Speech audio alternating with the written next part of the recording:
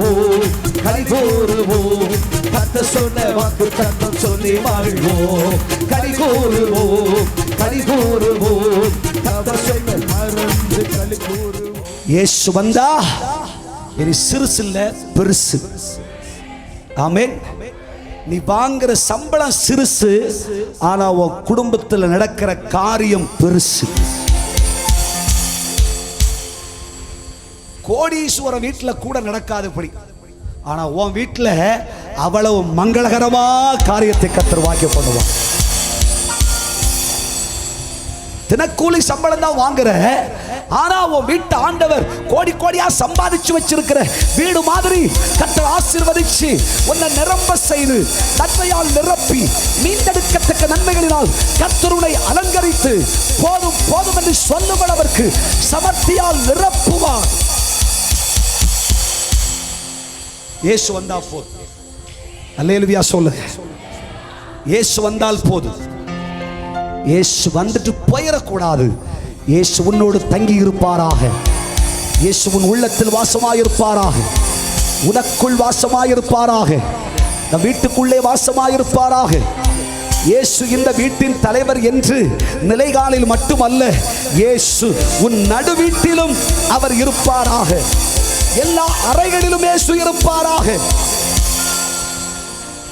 ஆமென் சொல்லுங்கள். கையை தூக்கி சத்தமா கையா சச்சு கர்த்தருக்கு ஒரு கைத்தட்டு கொடுங்க பார்க்கலாம். நீயே ஒருவேளை சொல்லலாம், என்னிலிருந்து நன்மை புறப்படுமோ என்று. கர்த்தர் உன்னை பார்த்து தான் சொல்லுகிறார்.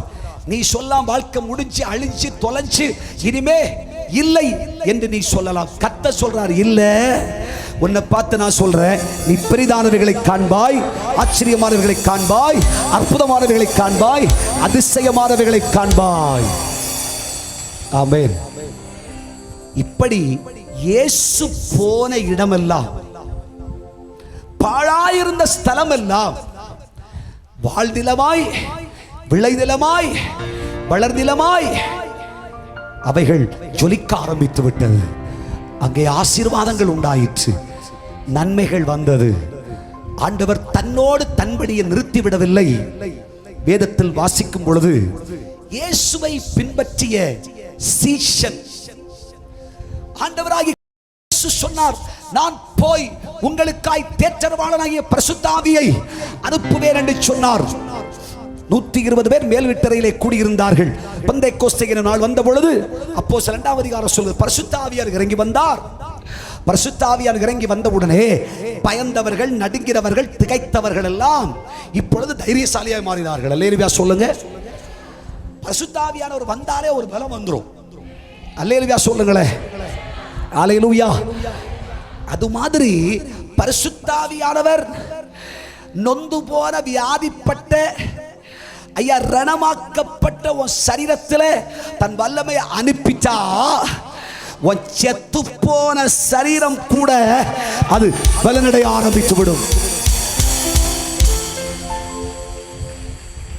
பரிசுத்த ஆவியானவரை போல ஒரு சிறந்த மருத்துவர், வினாடியிலே குணமாக்குகிற மருத்துவர், அடையாளம் தெரியாத அறுவை சிகிச்சை செய்கிற மருத்துவர் வேறெவரும் இல்லை. பரிசுத்த ஆவியானவர் வருவார், உன் மேல இறங்க தான் செய்வார். உன் எலும்பு நரம்பு தசை எல்லாம் பலனடைய ஆரம்பித்து விடும். அப்போஸ்தலர் 1:8 சொல்லுகிறது, பரிசுத்த ஆவி உங்களிடத்தில் வரும்பொழுது நீங்கள் வளரடைந்து எருசலேமிலும் யூதேயாவிலும் சமாரியாவிலும் பூமியின் கடைசி பரியந்தம் எனக்கு நீ சாட்சியாயிருப்பாய். கூறுவோம், களி கூறுவோம், கர்த்தர் சொன்ன வாக்கு தத்தம் சொல்லி வாழ்வோம்.